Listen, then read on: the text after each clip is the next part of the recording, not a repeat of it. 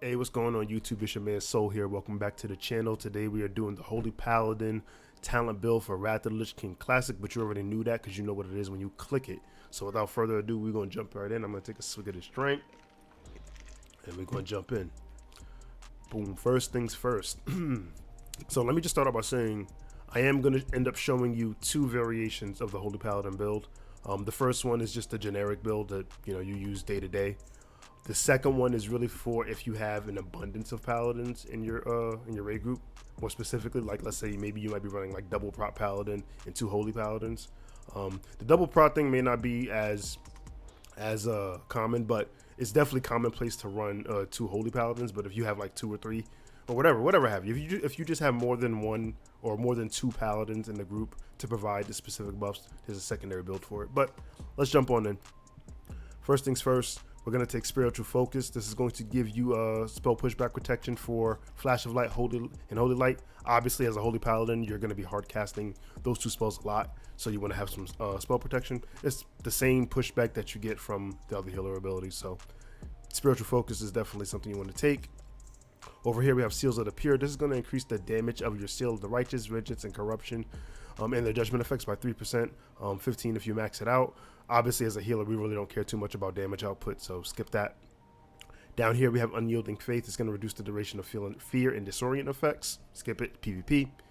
Over here, we have Divine Intellect. It's going to increase your total intellect by 10%. And intellect, if you don't know, is a very important stat for Holy Paladin. It's something that they do stack. So, pardon me. Increasing your intellect by 10% makes you that much more efficient. So definitely want to take 5 out of 5 here. Over here, we have Healing Light. We're going to get 3 out of 3 there. Increases the amount of your healed by your Holy Light and Flash of Light and the effectiveness of your Holy Shock spell by 12%. So again, this is just making your bread and butter spells more effective, and you can't be mad at that. That's pretty self-explanatory. So definitely want to take 3 out of 3. Moving on down, we have one of the staples in the Holy Tree, Aura Mastery. Causes your concentration aura to make all affected targets immune to silence and interrupt effects, and improves the effect of all other auras by 100%, lasts 6 seconds. So the silence and interrupt thing is pretty cool, but you really care about the secondary effect, improving the effect of all other auras by 100%. So this counts for your red aura, your diva aura, so on and so forth. So this is a really strong cooldown. Definitely recommend taking. Please do not skip. Moving over, we have Illumination. So we're going to get 5 out of 5 in that. After getting a critical effect from your Flash of Light, Holy Light, or Holy Shock spell, you have a 100% chance to gain mana equal to 30% of the base cost of the spell. So one, this makes you a more efficient healer because you're getting mana return off of crits, and 2, it makes critical strike a better secondary stat than just increasing your spell output. So not only are you increasing your spell healing output, you're getting mana return. So Illumination is definitely something I would take. Makes you a very efficient healer. Definitely don't skip. Moving on over, we have Improved Lay on Hands. So generally, you like in this build that we're going to be working with right now, I'm going to put 1 out of 2 in here. This is just a means to an ends to get further down the tree. You can generally skip Improved Lay on Hands. So if you want to like put that floater talent, let's say in Improved Concentration Aura, you could. But I think for the cost of 1 talent point, having a shorter cooldown on Lay on Hands and it giving 10% physical DR is better than improving Concentration Aura, my opinion. But again, you can take that floater talent and put it anywhere really to get down the tree. I choose to put it in Improved Lay on Hands. Not super impactful, but best of the bad situation. But the important talent you want to take is Improved Blessing of Wisdom. So this is going to increase the effect of your Blessing of Wisdom by 20%. Obviously, this counts for your buff and it counts for everybody you put it on, so it makes your buff much stronger. Over here, we have Blessed Hands. This is going to reduce the mana cost of basically your hands. So this is really a PvP talent. Like you can skip this talent, to be honest. Next, we have Divine Favor. When activated, it gives your next Flash of Light, Holy Light, or Holy Shock spell a 100% chance to be a crit on a 2-minute cooldown. So Divine Favor is another, like people don't like it because they always compare, what I see anyway, they always compare Divine Favor to Nature Swiftness. Like Nature Swiftness makes your next cast instant and increases the critical strike chance. It doesn't increase it by 100%, it just increases it by a big amount, right? So people don't like the fact that Divine Favor doesn't make your next cast instant, right? But it's still it's a guaranteed crit on your next cast, which can be phenomenal. Like with just a little bit of planning, Divine Favor, in my opinion, can be better than Nature Swiftness. Now it may not, pardon me 1 second. It may not have that emergency feel because, like, for instance, obviously if let's say a tank is really low and he may be in danger of dying within the next 2 to 3 seconds, right? Nature Swiftness is going to heal for more because it's instant, so it makes your next spell instant. Divine Favor, you still got to cast Holy Light, but it's going to be a strong ass Holy Light if you choose to use it that way. Or you can use it on Holy Shock, whatever have you. Like, you can opt to use it on Holy Shock, but if you need a big heal, you would use it on Holy Light. But I don't think you should skip Divine Favor. I said all that to say that. I don't think you should skip Divine Favor. I definitely think you take it. I just want to, give that little bit of background to it, but definitely take. Next thing's over, we have Sanctified Light. This is going to increase the critical strike chance of your Holy Light and Holy Shock spells by 6%. So as you can see, we're getting a lot of crit synergy. Like, a lot of healers have that crit synergy. Paladin has it. Disc Priest has it. Holy Priest has it. So this is just no different. Getting crits fuels Illumination, which also fuels your mana return. So critting obviously fuels your healing output. So having more crit can't be mad at. Moving over, we have Pure of Heart. This reduces the duration of curses, diseases, and poisons by 30% when you max out. Generally a PvP talent. You're not going to see, like, it's not that you're not going to see any of these spell effects. You're definitely going to see them in PvE. You're not going to care about the duration as much, to be honest. Like, you're not going to care. This is for a person not having to spend a lot of mana on dispelling, right? But in the raid scenario, you're not the only healer dispelling, so you don't really care about shortening the duration, so skip it. Moving down, we have Purifying Power, reduces the mana cost of your cleanse. Purifying Consecration by 5%, also reduces the cooldown of your Exorcism and Holy Wrath. Say that to say this is a PvP talent, you can skip this pup too. Doesn't really have any power in PvE, for healing anyway. Moving on over, we have Holy Power. This is going to increase the critical strike chance, again, critical synergy. Increase the critical strike chance of your Holy Light, your Holy spells by 5%. So all of your Holy spells, Holy Shock, Flash of Light, Holy Light, the whole 9. Straight up 5% crit to all of your Holy spells. Gotta love it. You get crit synergy, you're fueling more Illumination. Take it. Moving on down, we have Holy Shock. Blast the target with Holy Energy, causing 314 to 340 Holy damage, or a rounded number of healing. So Holy Shock is instant cast. It helps you be more mobile. It's kind of works like Penance. Like, you can cast it on a enemy or you can cast it on a player. Generally speaking, you're probably casting it on a player. And it does a decent amount of healing. It's not going to heal as much as Penance, or it's not going to heal as much as like a Swift Mend. Generally speaking, because it's just a short cooldown and it doesn't have that spell power coefficient scaling like Swift Mend does, but it's still a decent spell.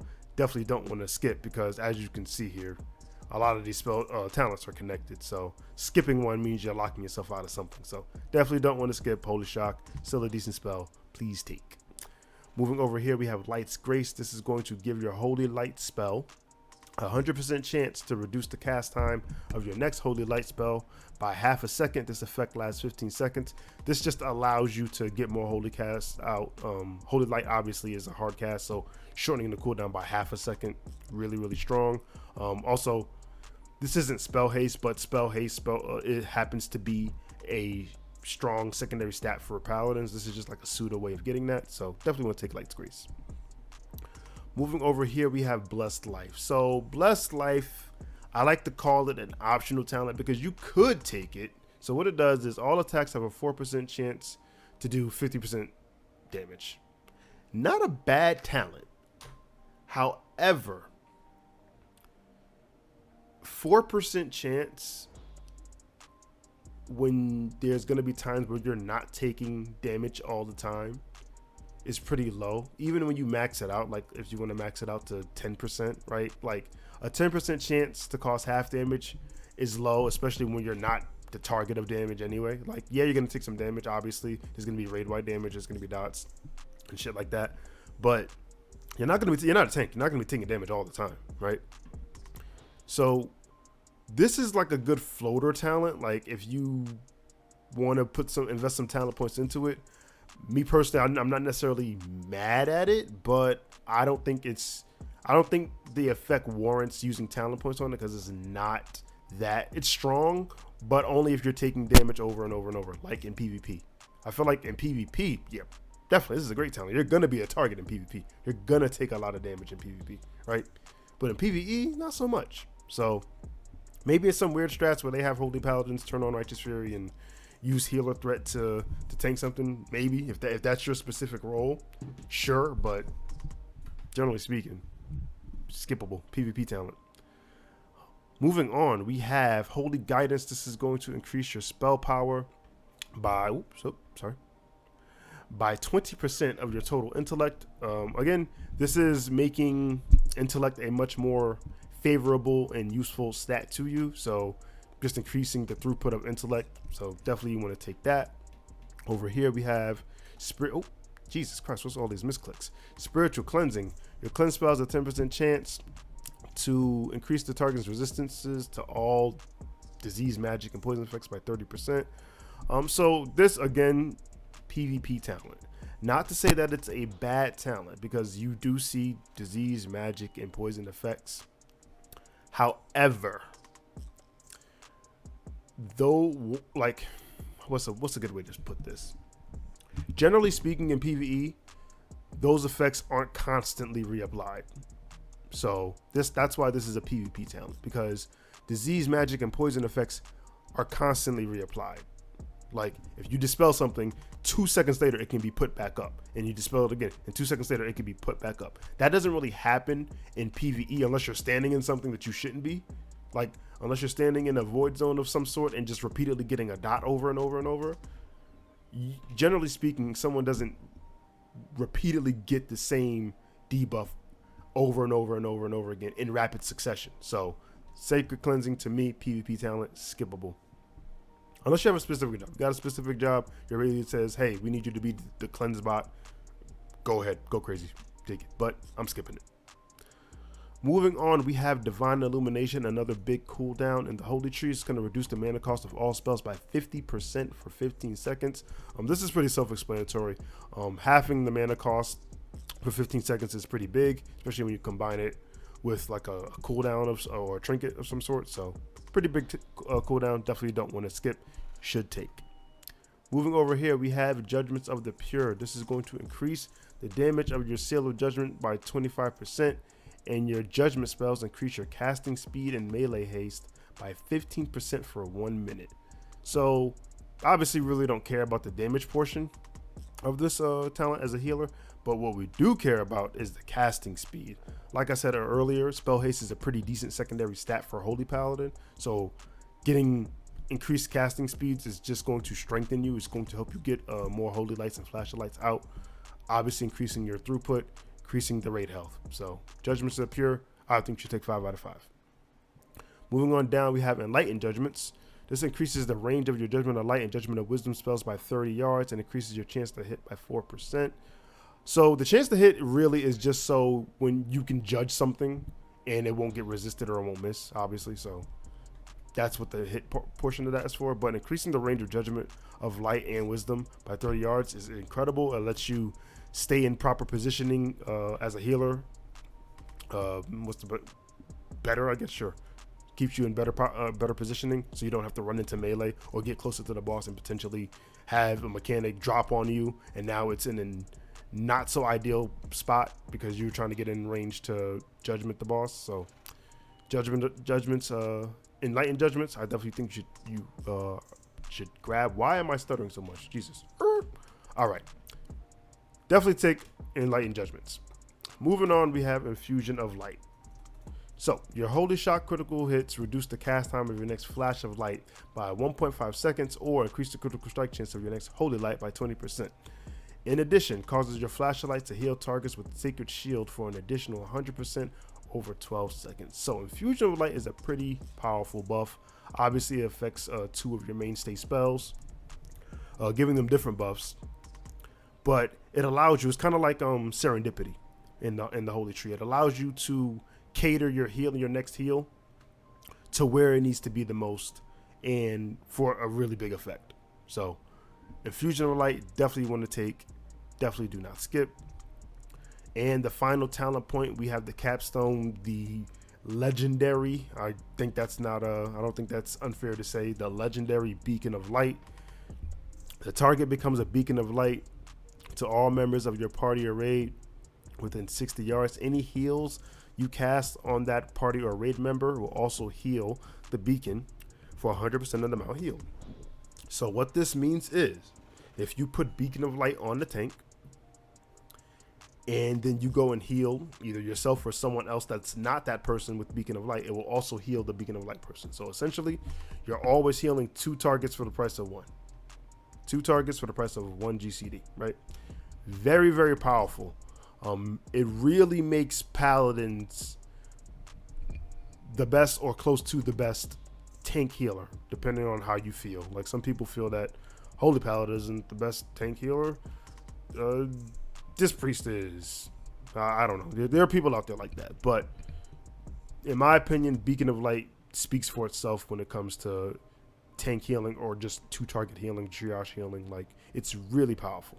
So you definitely don't skip Beacon of Light. And that's really it for the Holy Tree. So the one thing I do want to say with, like I said in the beginning of the video, I was going to show 2 different builds. The one thing that doesn't really change is the Holy Tree. There's some things that I'm going to show, but generally speaking, these are the talents you're going to take in the Holy Tree. You're not going to change too much. Moving on. So the first build I'm going to show you, like I said, is the traditional Holy Paladin build. So we're going to go into the protection tree and we're going to take Divinity. This is going to increase all healing done by you and all healing effects on you by 5%. That's pretty self-explanatory. I don't think I got to explain what a 5% boost to outward healing and incoming healing does. So definitely want to take Divinity. And then we're just going to try to work our way down. So we're going to get Guardian's Favor. This is going to reduce the cooldown of your BOP or Hand of Protection, increase the duration of Hand of Freedom. Definitely a good utility talent, so I think you should definitely take it. Over here, we're going to get Stoicism. So the only reason we're getting Stoicism, even though this is like really a PvP talent, is really because it's the better of the other 2 remaining talents. Like, you could put three talent points in Anticipation, but increasing your dodge chance doesn't really do anything for a healer. And you could put it in Divine Strength, but again, you're a healer, you don't care about strength. So you don't care about strength, don't care about dodge. Reducing the duration of stun effects on you by 30% and reducing the chance that helpful spells will be dispelled. Not the biggest things in PvE, but again, the best of a bad situation. So put 3 in Stoicism. And then that allows us to go down the tree and get the big boy, Divine Sack. You probably know this from my Prop Paladin video, but if you don't know, Divine Sack, or commonly referred to as Raid Sack, is a very powerful cooldown. It's basically a raid damage redirect. When you pop it, it will redirect a portion of the damage taken by the raid to you. So it's a very powerful cooldown. Paladins are notorious for this spell, so definitely want to skip it. But we also have some other talent points to spend. So what we're going to do is try to get deeper into the tree. We're going to go and put 4 points in toughness. Again, not that you need the increased armor value or the reduced duration of movement impairing effects, but it's just a better situation than getting improved Righteous Fury. Like, chances are you're not going to have Righteous Fury active. Like, if this was just reduced damage at all times, regardless to Righteous Fury, sure. But you're not going to have Righteous Fury active like that as a healer. So putting talent points in this is kind of a waste. Whereas at least you get some benefit. You get the armor boost, you get the reduced duration on movement impairing effects. There's some out there in PvE scenarios, so it's not completely useless. Not as bad as Stoicism. So definitely want to take 4 out of 5 in toughness. Only 4 because you really don't need to max it out to get to Divine Guardian, which is the raid sack portion of Divine Sacrifice. So yeah, that's why you only put 4 out of 5 there. But you definitely get Divine Guardian. Like I said, this is the raid sack portion, and the way a Holy Paladin does it is they pop Divine Sacrifice and pop Bubble or pop Trinket, or make sure they're healthy and heal themselves, and they let the raid take reduced damage. They're eating it up, they're healing themselves, or they're just immune to it, and now you have another raid cooldown. Definitely love it. And then we have 3 talent points. So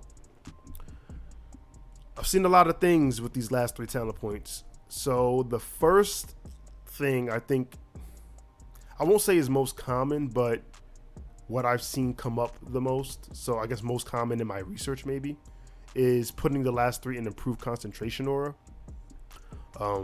I think I might have skipped this. I'm going to read it really quickly. Increases the effect of your concentration aura by an additional 15%, and while any aura is active, reduces the duration of silence or interrupt effects of the group by 30%. So this, like I said, this talent is really a PvP talent because you're not getting chain interrupted or chain silenced in any raid encounter like that. So the power of this talent really is diminished based on the encounter, right? When an interrupt or silence effect does happen, sure, it shines, but again, it's not happening so often that the power, you're getting the max value from it, right? So you could put the last 3 talent points in here. You could. Personally, I don't think you should. I don't think you get enough value for the cost of 3 talent points to put it in improved concentration aura. You could put the last 3 talent points in Blessed Life. I talked about this before. Not innately a bad PvE talent. You are going to be taking some damage, obviously. There's multiple and many raid-wide damaging abilities that you cannot avoid. The problem, again, comes with consistency. If you're not consistently taking damage, this talent loses a lot of power. That's why I said this is also a PvP talent, because in PvP, you're definitely taking consistent damage. In PvE, you might not be. You just might not be targeted by some mechanics, reducing the damage you take. And at the same time, it's only a 10% chance. It's not a 80% chance to reduce the damage you take. It's 10%. So it may not even proc when you're taking that much damage. So again, you could take this, but I wouldn't. You could put it in improved devotion aura. This is going to increase the armor value of Diva Aura by 50% and increase the amount healed on any target affected by your auras by 6%. You could put it in here. Chances are, though, there's another paladin in the group, namely a prop paladin. Chances are there's going to be a prop paladin with this talent. And I couldn't confirm if the secondary effect of this talent stacks with other paladins, because you can only have 1 aura per paladin, obviously. But I couldn't tell, and I couldn't prove that this talent, the secondary effect, the increasing healing amount, stacks with other improved devotion aura talents. Now, I will say this: if it does, this is a high value option. If it does not really a high value option, right? Personally, I don't think it does. I feel like I would have seen something, or someone would have told me that this is the way that this works. And because I haven't seen anything on it, I don't think they stack. But if you happen to be the only paladin in your raid group, by all means, you can definitely take improved devotion aura. What I'm going to definitely choose, like me personally, this is what I would choose. I would choose to put the last 3 in Benediction. Why Benediction? So Benediction reduces the mana cost of all instant cast spells by 6%. Paladins have a fair amount of instant cast spells. They got Holy Shock, they got their Judgments, they got their Blessings, they got their hand spells. Hey, that sounds weird. They got their hand spells. So they have a fair amount of instant cast spells. So reducing the mana cost just makes you a little bit more mana efficient. And you can't be mad at mana efficiency. So I think for the last three floater talents, Benediction is the better choice than the options we just explored. It doesn't really reduce in power. It's always useful because you're like, let's say you never cast Hand of Freedom, Hand of Protection, whatever have you. Never cast any of those hand spells, right? You're still casting Judgment, still casting Holy Shock. So you're getting max value from the rip at all times. Whereas this talent, and possibly this talent, you're not. You're definitely not getting max value from Improved Concentration, or you're definitely not getting max value from Blessed Life. And unless you're the only Paladin, you're not getting max value from Devotion Aura, right? Because there's probably going to be a Paladin that brings that. So Benediction really, in my opinion, is the only talent that will give you max value at all times. And I don't think you can really beat that. So this is what I would pick for my last three floater points. And this is the first build that I would recommend. This is just like the simple generic double aura. And the reason why I call it double aura is because you're getting both Aura Mastery and Divine Sack. So if you don't want to call it double aura, you can call it double CD, whatever have you. But this is the generic baseline build that's going to get you through most things, if not all content, in Wrath of the Lich King. Now for the secondary build. So we're going to clear out the protection tree. And we're going to move right into the ret tree. So the build that I'm about to show you is for if you have a lot of paladins who are bringing all of these utility type deals. So if you have a prop paladin, if you have another holy paladin, and they're both speccing into Divine Sack, you really don't need to spec into Divine Sack, right? Or if you have a ret paladin that's speccing into Divine Sack and a prop paladin and a holy paladin, like, you really don't need to have like 8 Divine Sacrifices in the raid group, right? So this subspec is really for when you have a lot of paladins and you just want to put power elsewhere. So first things first, we're still going to get Divinity because increases your healing done by 5%, I think is a no-brainer. But then we're going to move into the ret tree. We're going to max out Benediction. We're going to get Heart of the Crusader. We're going to get Improved Blessing of Might. And we're going to get Conviction. So this build really just helps fuel your own power. So Conviction, obviously increasing your chance to get a critical strike with all spells by 5%, fuels directly with Illumination, like crit synergy. Like I said before, Paladins have a lot of crit synergy. Getting Heart of the Crusader, in addition to your normal effect, your judgment spells will increase the critical strike chance of all attacks made to that target by an additional 3%. That's just another raid buff for people to use. Same thing with getting Improved Blessing of Might. I will say this though, if you want to opt out of Improved Blessing of Might, I guess I gotta do it this way. And you want to get Improved Judgment, that's another way you could do it. If there's a paladin who is already bringing Improved Blessing of Might, you can get Improved Judgment, decreasing the cooldown of your judgment spells by 2 seconds. I'm definitely not mad at that because Judgment is something that you're always using as well. So having more access to it doesn't hurt. So getting Improved Judgments or improved Blessing of Might, I'm not mad at either or. I tend to lean to Improved Blessing of Might, but because a ret paladin isn't guaranteed. But you can definitely stick with Improved Judgments, and I don't think anyone would bat an eye. But this subspec really is for, like I said, if you have a lot of paladins in your raid group, like in the 25 man, and you're just trying to build some of your own personal utility. That being said, let's move on to Glyphs. So here I already have some preloaded for you. So first things first, let's talk about the infamous one, the Holy Light. Your Holy Light grants 10% of its amount healed to up to 5 friendly targets within 8 yards of the initial target. 1 second, get a swig. So basically, this makes Holy Light kind of like Chain Heal, if you want to really be honest, or like a castable Circle of Healing. It's called, yeah, we'll say that. It's like a casted Circle of Healing. So 10% might not sound like a lot, but you got to understand, because the Paladin is stacking intellect, because they get so many crit modifiers, because they're probably going to have a lot of spell haste, because spell haste is an important stat for Holy Pally, and because they can deal out a lot of triage healing, that 10% starts to become pretty incredible. So I'll give you an example. If you cast a Holy Light and it hits for 18k or 20k, let's say 20k, that means 5 people within 8 yards of that target is going to get healed for 2k on the same GCD. That's insane. No drawback outside of the range. No drop off like chain heal.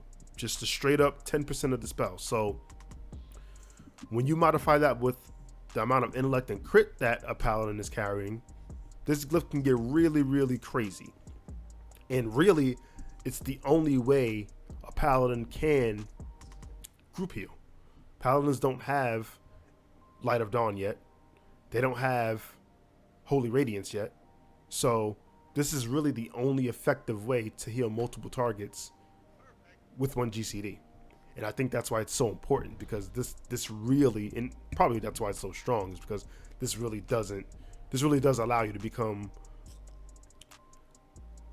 I'm trying to say, effective is, it allows you to participate in group healing, especially in like 10-man content. Like this glyph makes you go crazy in 10-man content.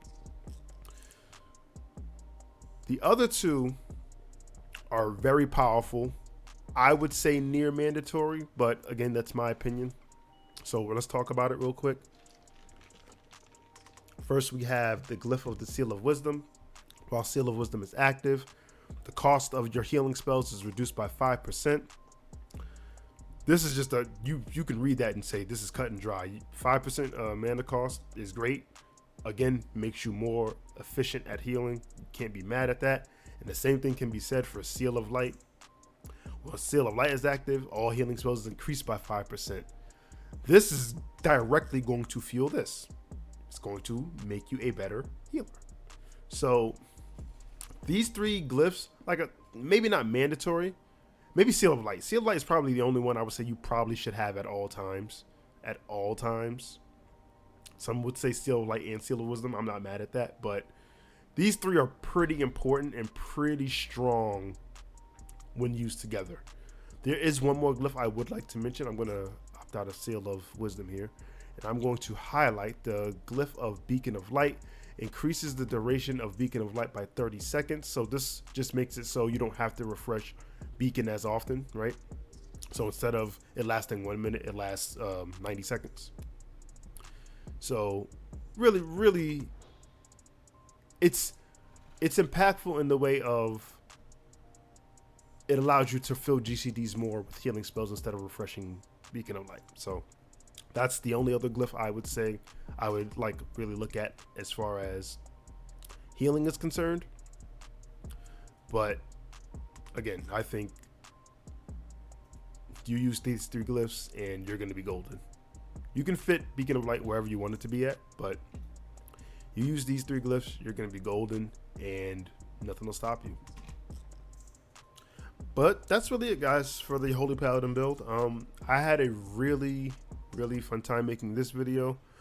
This is it. This was the last of the healers I had to do, and now I got some other couple of little projects that I've been working on.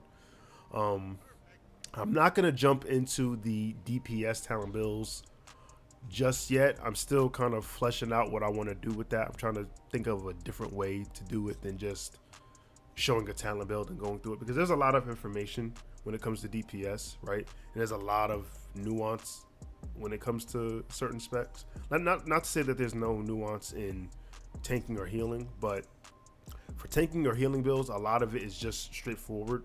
Whereas DPS, you can kind of veer off here and get this, or veer off there and get that. So, I don't want my videos to be like 45 minutes. Like, this video already is super long. I'm gonna try to cut it short, but again, I want to thank everybody who has subscribed, who has been commenting, who has been viewing my content.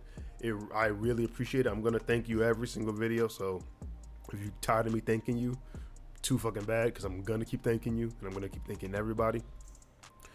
But yeah, like I said, I got some other stuff on the way. Had a lot of fun making these tank and healer videos, and I hope you guys enjoy them. That being said, you guys have been great. I've been Soul, and I'm out. Peace.